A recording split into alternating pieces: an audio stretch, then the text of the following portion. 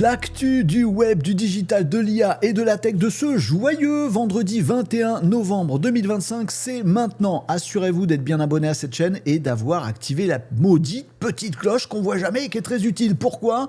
Parce que ces derniers jours, il y a des nouveautés, mais dans tous les coins, tout le temps, ça n'arrête pas.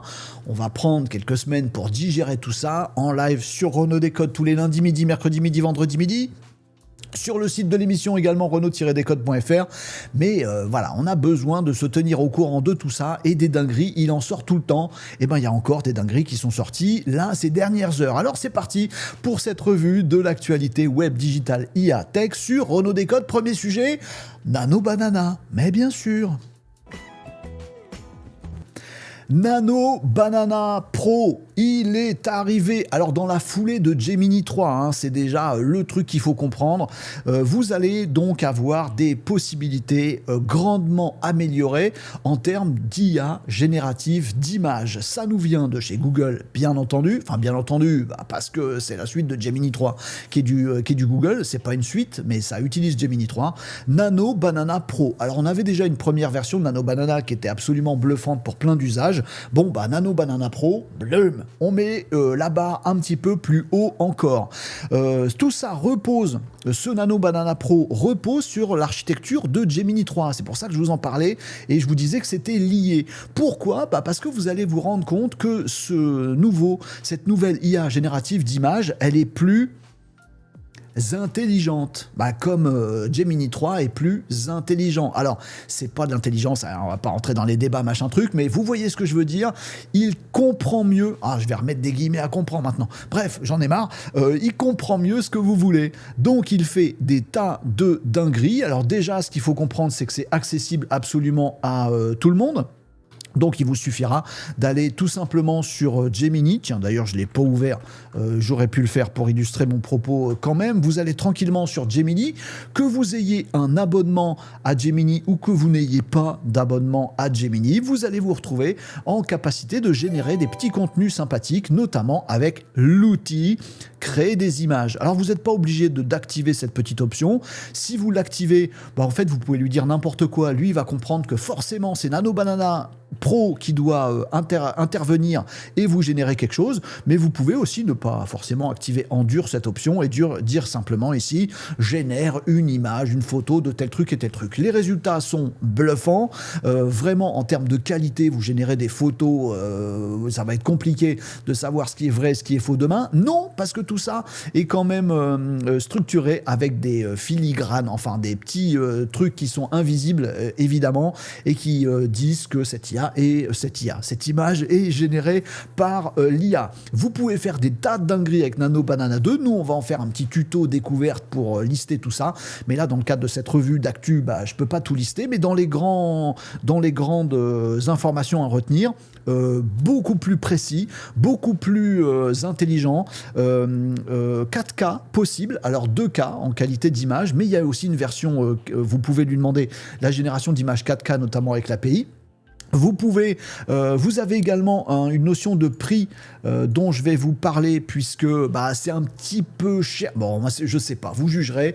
13 centimes l'image, peu importe si ça a demandé beaucoup de réflexion de sa part ou pas, puisque oui, la logique aussi c'est celle-là, c'est Nano Banana, IA générative d'image, mais dans un cadre de Gemini 3 qui réfléchit. Bon, ça coûte, le prix que ça coûte, 13 centimes. 13 centimes pour faire une super photo, c'est rien, mais en même temps, ça peut être beaucoup si vous en faites 4 millions. Bref, vous jugerez de tout ça. Tout ça est disponible sous forme d'API, donc vous pouvez intégrer ça à vos outils, à vos automatisations, à tout ce que vous voulez.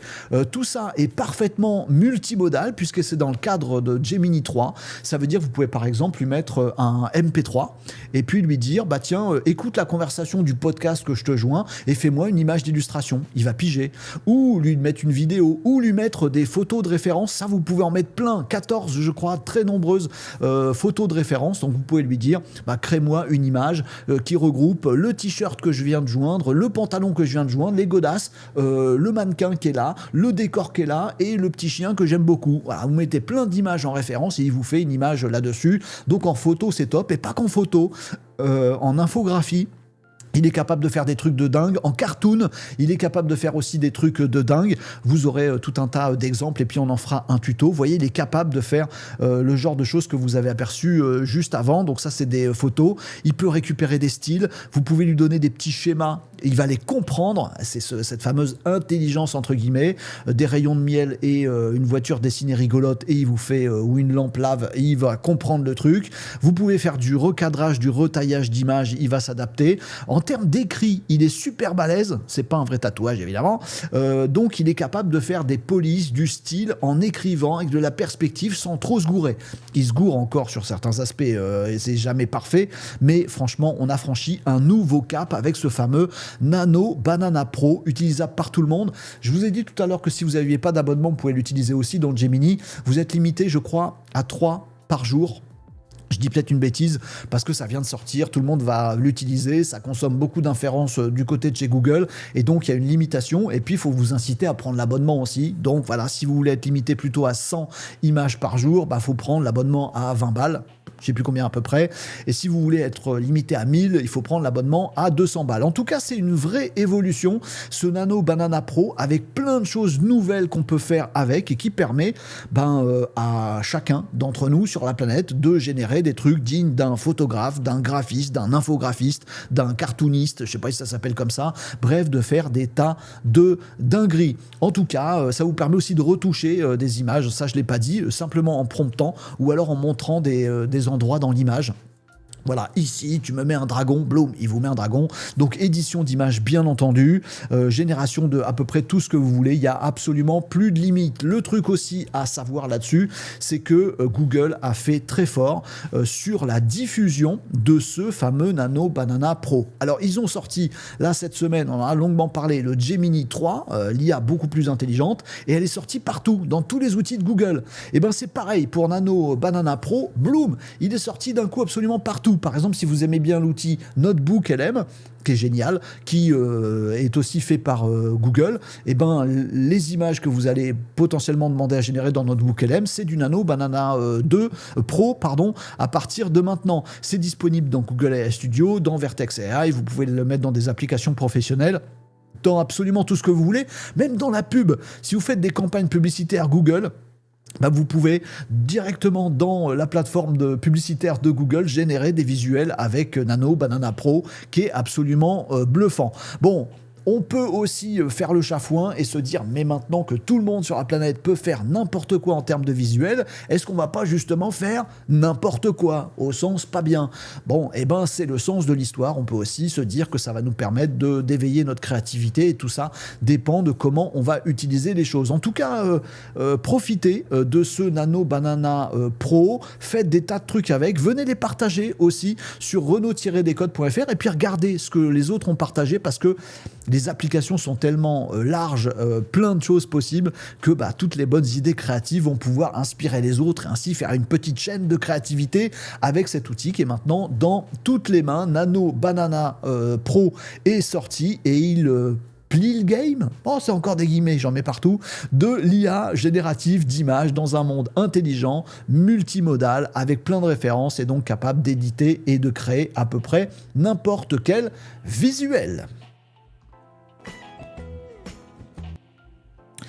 OpenAI, qu'est-ce qu'ils deviennent? Oui, parce qu'on s'inquiète un petit peu pour eux, non? Ah bon, si, un petit peu quand même, puisque Google vient de plier le game là cette semaine, mais on n'oublie pas que OpenAI avait sorti une magnifique version GPT 5.1 il y a quelques jours à peine. Bon, Gemini est passé là-dessus, Gemini 3, nouveau standard d'intelligence, de l'intelligence artificielle. Ils viennent de nous sortir Nano Banana Pro, nouveau standard de l'IA générative d'images, avec des capacités aussi de code du côté de Gemini, puisqu'ils nous ont sorti leur magnifique outil, un EDI, une interface pour faire du développement qui s'appelle Anti-Gravity. Bref, Google est arrivé comme un rouleau compresseur sur à peu près tout le monde, et même Sam Altman d'OpenAI a dit, dis donc, votre modèle Gemini 3, bien joué. Bon, quand tu as un concurrent qui te dit bien joué, soit il est fourbe et il a un truc dans ses poches pour faire encore mieux, soit il est sincère et tu peux dire j'ai gagné. Eh ben on s'interroge du côté de chez Google et chez OpenAI, par contre, on contre-attaque avec deux informations qui sont sorties de la part de chez OpenAI juste après le bulldozer, comment j'ai dit, le rouleau compresseur Gemini. Le premier, eh bien, c'est le fait qu'il existe aujourd'hui du côté de chez OpenAI un modèle flagship, un modèle plus important, plus balèze que GPT 5.1. C'est le GPT 5.1 Pro. Alors, vous pouvez pas l'utiliser, vous, GPT 5.1 Pro, je vais y arriver.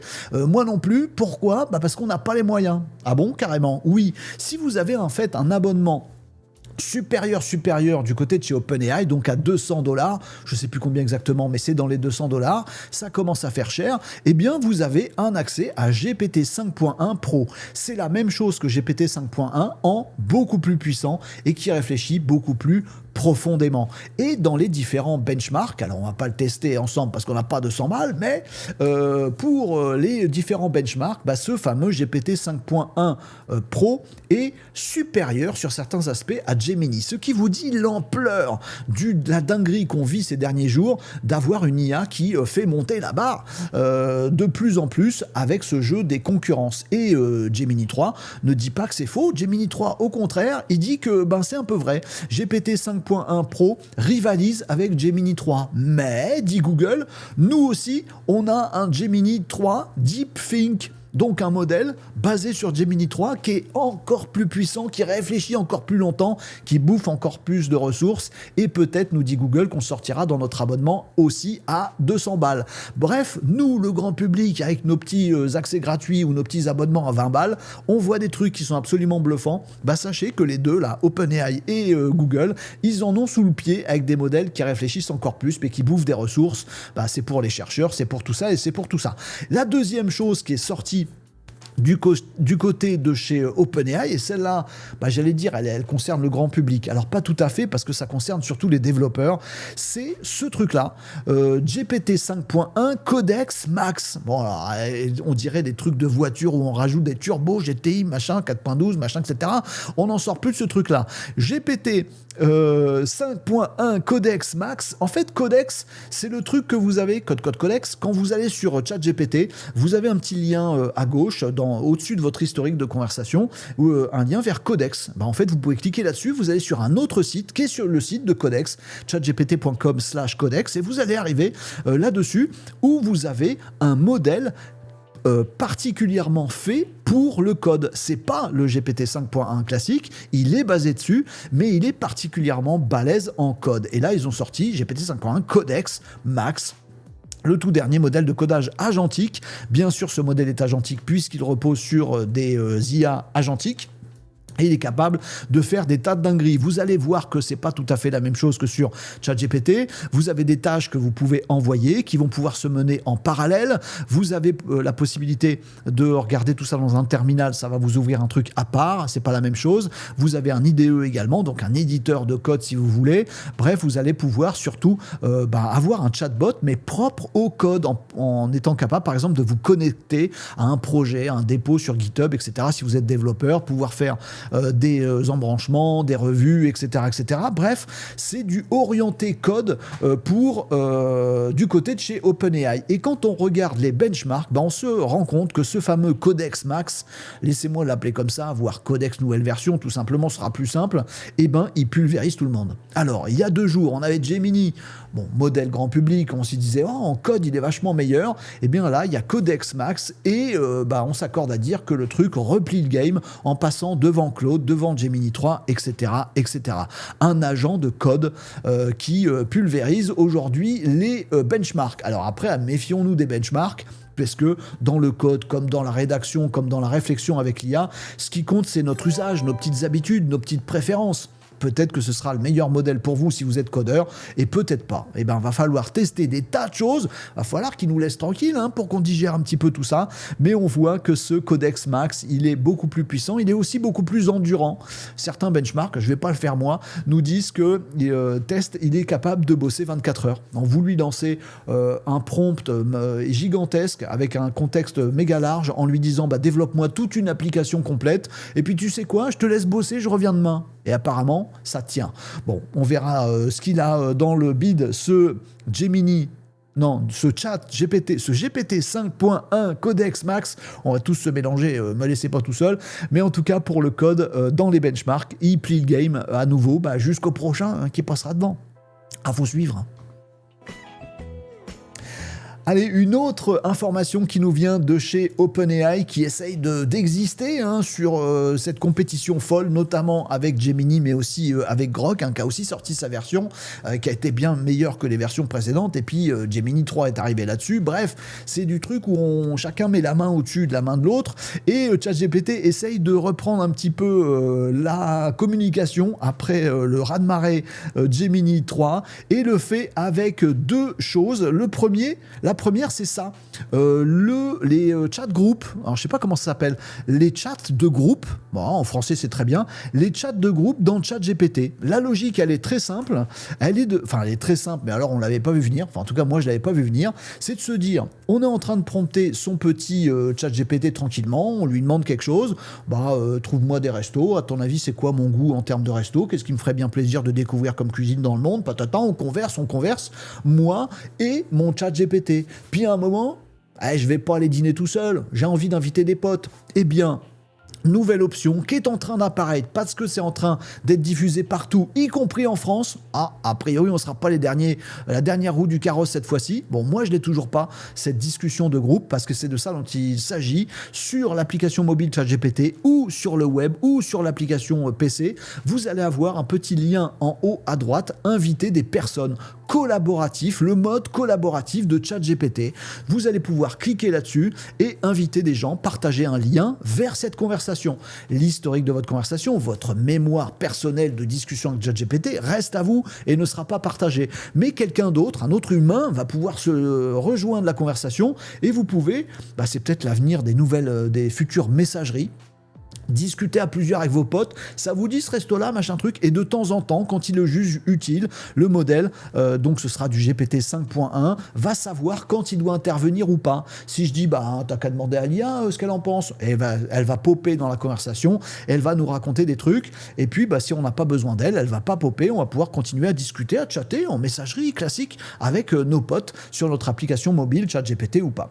Bref, on a un WhatsApp de l'heure de l'intelligence artificielle qui vient de s'auto-intégrer dans ChatGPT et on vient de nous l'annoncer, c'est en cours de déploiement en France. Alors, je ne peux pas vous le montrer moi parce que je ne l'ai pas à l'heure où je tourne cette petite revue d'actualité, mais guettez ce truc-là parce que c'est en train d'arriver et ça peut être en termes d'usage un flop total ou un banger. C'est l'usage qui va faire en sorte que ce soit que ça ait de l'avenir ou pas. Deuxième petite chose offensive en termes de communication du côté de chez OpenAI, ça c'est plus une réflexion un peu plus profonde que je vous propose parce que ça ne nous concerne pas, ça concerne les Américains, mais en gros c'est le ChatGPT pour les profs. ChatGPT for Teachers. Il y a alors c'est à la fois un build fonctionnel et technique de la part de ChatGPT, mais c'est surtout une offre commerciale, marketing, j'ai envie de dire. Enfin, je le vois comme ça. Après, j'en dispose pas. Mais en gros, pour la faire très très simple, ChatGPT lance une offre exprès pour les profs.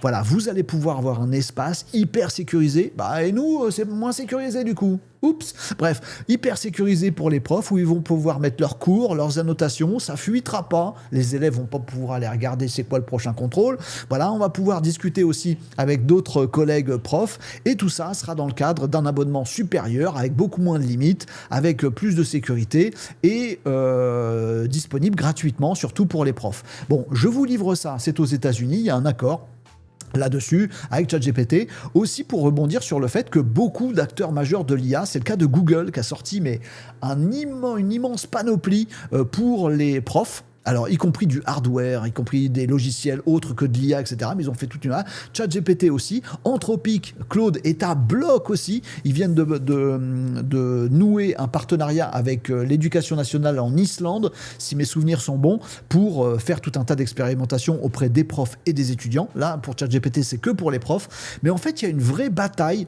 d'influence, de pouvoir, de culture, des IA sur des marchés comme celui des développeurs. Il faut leur plaire absolument, avoir le meilleur modèle pour les développeurs, le grand public, le modèle le plus ludique et sympathique, et les profs pour avoir le modèle IA qu'ils vont utiliser demain et donc enseigner à leurs élèves. Pourquoi ? Parce que quand on séduit les profs aujourd'hui, on séduit aussi les mômes de demain et tout ce jeu géostratégique qui se fait là-dessus. Je confie ça à votre sagacité, en tout cas, OpenAI ne s'en laisse pas compter sur ce terrain. Là, on verra comment tout ça évolue. Bon, et la France dans tout ça, dans tout ce joyeux bazar de l'intelligence artificielle, quelles sont toutes les nouveautés, les intégrations qu'on peut faire chez nous ? Ah non, mais chez nous, notre spécialité, c'est la régulation. Ouais, mais il faudrait changer un petit peu les choses, parce que c'est un petit peu bête et méchant jusqu'à maintenant, et on a un petit peu du mal, à l'Arcom par exemple, à faire face à tout ce qu'on devrait faire sur la régulation des réseaux sociaux et de l'intelligence artificielle. Alors, bougez pas, parce que côté réseaux sociaux, l'Arcom fait un petit peu son mea culpa. Moi, je veux le voir comme ça. L'Arcom fait un constat, c'est qu'aujourd'hui, ils ont du mal. Voilà, pour le moins, ils ont du mal. Ils vont relancer l'Observatoire de la haine en ligne sous un nouveau mode. Vous savez que l'Arcom, c'est un des... Alors, il y a plein de choses qui surveillent un petit peu tout ce qui se passe dans le numérique, dans le digital, sur les réseaux sociaux, pas que sur les plateformes numériques quelles qu'elles soient, également sur l'intelligence artificielle. L'Arcom, c'est un de ces organes hyper importants qui creuse un peu les dossiers et qui les confie aux autorités juridiques s'il y a besoin, etc., qui fait le tri, etc. L'Arcom est très très peu doté, il n'y a pas énormément de monde par rapport à tout ce qu'on aurait à râler de ce qui se passe sur les réseaux sociaux tous les jours. Mais l'Arcom se dit, il faut quand même qu'on avance, c'est pas possible parce qu'on n'est pas à la hauteur sur tout ce qui est régulation et simplement application des lois. Il y a des trucs qu'on peut pas dire dans notre vie de tous les jours, on va sur les réseaux sociaux, on n'est pas embêté. C'est un peu bizarre. Alors il y a la logique, c'est pas nous, c'est les plateformes. Il y a aussi la logique, dis donc, plateforme ou pas plateforme, c'est toi qui as mis un contenu chelou, on devrait venir t'arrêter. Oui, mais il n'y a pas assez de gens à l'Arcom pour aller creuser tout ça, surtout pour des petites choses. Du coup, bref, le truc ne marche pas très bien. Eh bien, l'Arcom vient de relancer l'Observatoire de la haine en ligne sur un autre modèle qui est de pas faire les choses toutes seules. Oui, tout seul, on va pas y arriver à l'Arcom. Et donc, on va mettre l'accent, on est en train de mettre l'accent. Il y a des rapports qui sont en train d'être créés et qui vont sortir avant la fin de l'année. Donc, ça va aller relativement vite pour ce genre de choses, même si on veut toujours que ça aille un peu plus vite. Et il y a des rapports qui vont sortir et qui vont faire des préconisations, notamment pour que l'Arcom puisse s'appuyer sur des associations. En fait, c'est à des associations en France qu'on va dire, tiens, toi, t'es l'observatoire, l'association qui lutte pour le droit de je sais pas quoi. Regarde aussi tous les réseaux sociaux, v'là un lien privilégié avec l'Arcom, v'là des petites plateformes sur lesquelles tu peux déposer rapidement des trucs. Si tu vois dans ton secteur d'expertise des trucs qui ne vont pas, de la haine, je passe la liste de tous les trucs en IST, si tu vois des trucs IST, machin IST, hop, tu me les signales et on va essayer de faire le boulot ensemble. Par contre, essaye de choper des preuves, des machins, etc. pour que ça aille plus vite. Idem pour les pouvoirs publics, idem pour le grand public, idem pour les créateurs de contenu. Alors, on ne sait pas encore à quelle sauce on va être mangé, mais apparemment c'est cet observatoire à l'Arcom commence à nous expliquer, à nous préparer psychologiquement sur la responsabilité des créateurs de contenu. Voilà, alors j'ai hâte de savoir ce que ça va être, puisque quand on fait du Renault Décode, il suffit, comme je vais vous le dire juste après, que je parle par exemple de Grok, en disant Grok a été... le gouvernement français vient de déposer une plainte contre Grok. C'est tout à fait objectif, ce que je vous dis. Et ça s'ajoute à l'enquête qui est en train d'être menée contre X et I, parce que on a observé que Grok, sur certaines choses, avait généré des choses pas très cool et négationnistes pour le coup. En gros, on a eu des exemples où l'IA Grok nous a expliqué que Je ne vais pas rentrer dans le sujet, mais bref, vous avez compris le truc. Des informations historiques sur les chambres, tout ça, machin, qui en fait étaient plus pour, selon lui,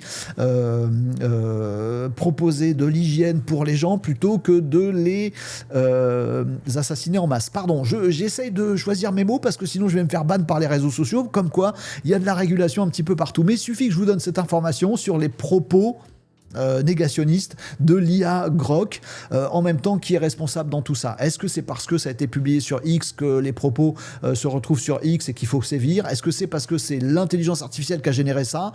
Oui, c'est vrai, mais en même temps, c'est parce qu'on lui a demandé. Alors qui lui a demandé? Comment on lui a demandé?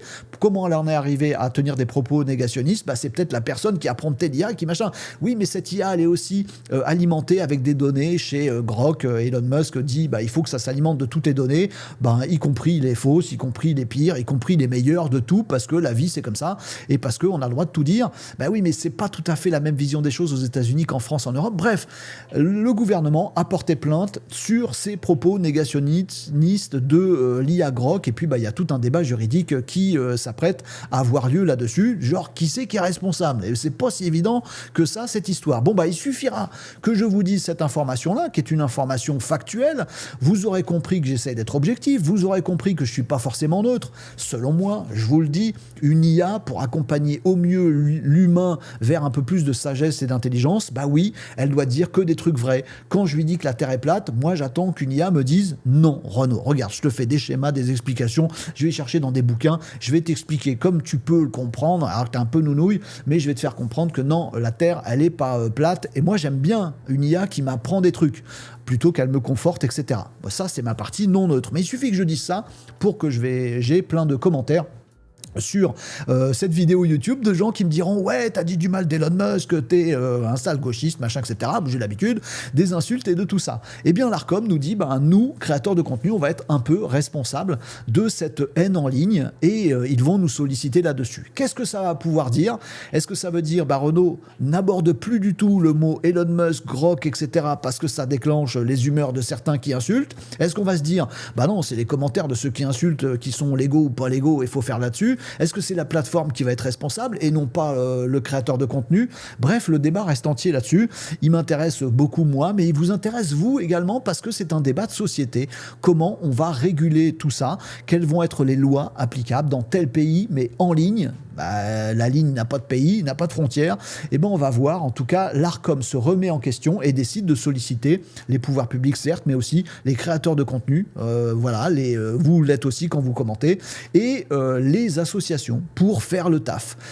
C'est déjà un petit constat d'échec. Maintenant, il faut construire quelque chose de plus efficace. On va voir, on va s'attacher à comprendre ce qui vont nous sortir, rapports qui vont être produits dans les semaines qui arrivent, en tout cas avant la fin de l'année. Allez, un petit point rapide pour ceux qui ont des actions en bourse et qui en ont marre parce qu'ils ont le mal de mer de voir les trucs qui montent et qui descendent tout le temps et tout ça machin. Nvidia a enfin sorti ses résultats avec un trimestre hors norme avec 57 milliards de dollars de chiffre d'affaires et surtout un bénéfice de 32 milliards de dollars. Donc c'est quand même un truc absolument dingo. Ça fait plus 60% à échelle 1 an, quelque chose comme ça.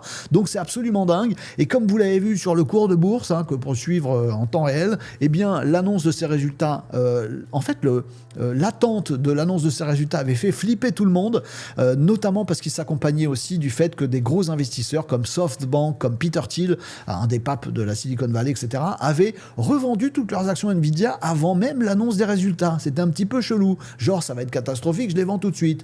Et puis en fait, on s'est rendu compte que les résultats étaient très très bons, que ces gens ne sont pas sans le savoir évidemment. Donc ça a fait un bon total et puis un rééquilibrage à la baisse derrière. Bulle, pas bulle.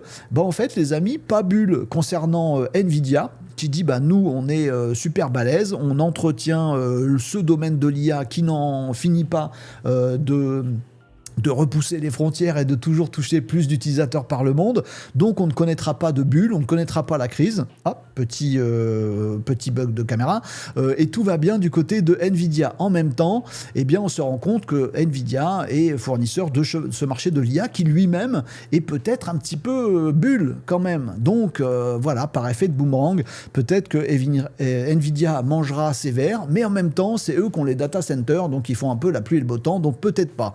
Ça nous dit pas que c'est pas une bulle, ces superbes résultats de Nvidia. Ça nous dit juste que Nvidia a les pieds solides. Jusque maintenant, si on voit des énormes concurrents qui en bouffent d'autres, si Gemini prend le pas sur OpenAI et qu'OpenAI disparaît, si Meta fait un truc pas terrible, si Apple fait des trucs terribles, si etc., en fonction de tout ce qui se passe, si qui c'est que j'ai pas cité, xAI se met à être indépendant et à faire ses puces lui-même, etc., il peut se passer plein de choses. Certaines vont alimenter des Nvidia, d'autres vont embêter des Nvidia. La bulle n'a pas fini de connaître des soubresauts. TikTok. Qu'est-ce qu'ils nous font chez TikTok ? Chez TikTok, on en a un petit peu marre visiblement de se faire attaquer parce qu'on attaque chez TikTok la santé mentale des jeunes. C'est vrai.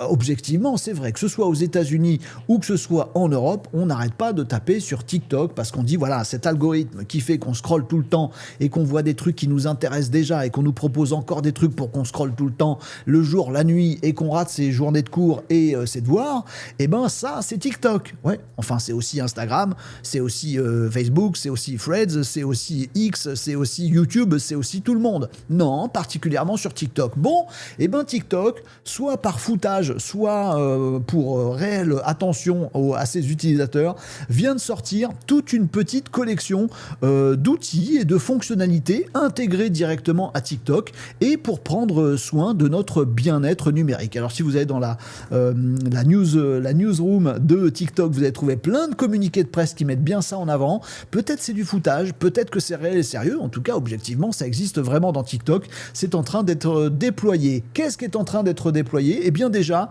une refonte majeure de l'espace bien-être numérique. Si vous allez dans les options paramétrage de TikTok, vous allez trouver une rubrique bien-être numérique et là-dedans, vous allez trouver tout un tas d'affirmations positives, d'incitation à lâcher un peu votre écran, et vous serez sur votre écran en lisant ça, et il y a même des messages et des vidéos d'équilibre émotionnel quotidien, des trucs de relaxation, des trucs de bien-être, etc.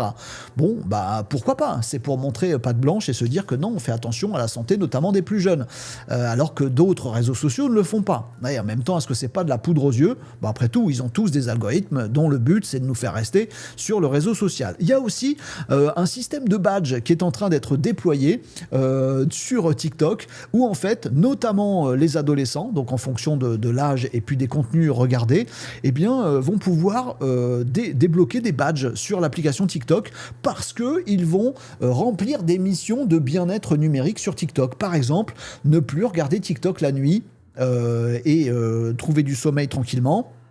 Par exemple, ne pas consulter des rapports de temps pour se rendre compte qu'on a passé un peu trop de temps sur TikTok aujourd'hui et couper, bah tout ça va nous donner des récompenses.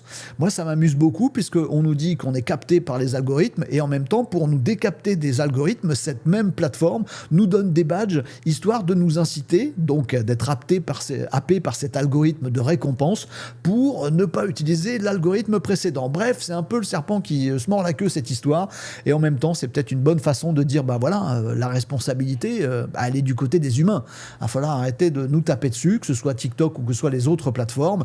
Nous, on fait ce qu'il faut, on donne toutes les armes. Vous voyez bien que les gens, peut-être, on verra ce que ça donne, ne les utilisent pas ou s'en foutent du bien-être numérique. On a donné tout ce qu'on a voulu, ils ne l'ont pas utilisé. Donc, c'est plus notre faute. Bref, on verra comment ces ajouts fonctionnels se développent et sur quelles conclusions on arrive du côté des réseaux sociaux et notamment de chez TikTok. Dernier paramétrage qui vient d'être ajouté dans TikTok.